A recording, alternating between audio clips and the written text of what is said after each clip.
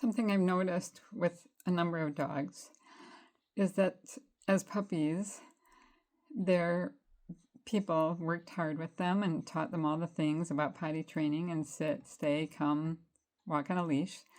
And they were doing great.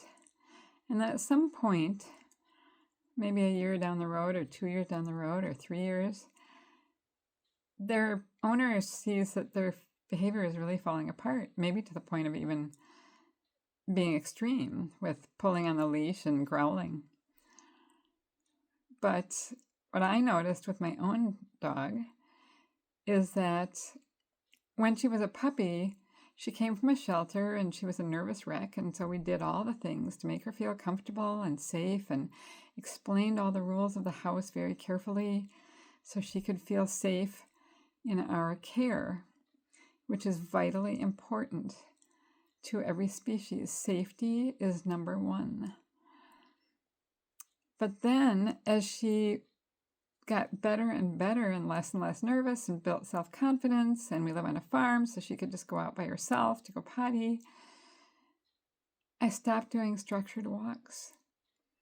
And as her behavior changed, it was fairly subtle, but I noticed that she would come and bump me with her nose when she wanted attention, which I thought was sort of cute at first. And then I was like, no, she's demanding my attention, like she's the Queen of Sheba.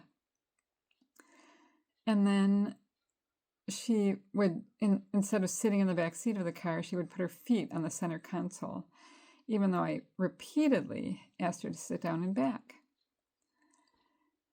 And the other thing I noticed was that her shedding just magnified. She was shedding like crazy. So as I watched these things and thought about how to handle them, and reminded myself that behavior is never bad.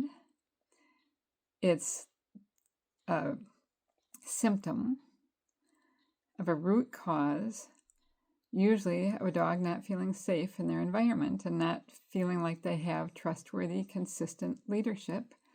So they have to start taking over and becoming the leader of themselves and keep themselves safe. So as soon as I started doing structured walks again in the house because it was winter, and then I was in charge of direction and speed and tempo and destination, those symptoms went away in a matter of days to weeks.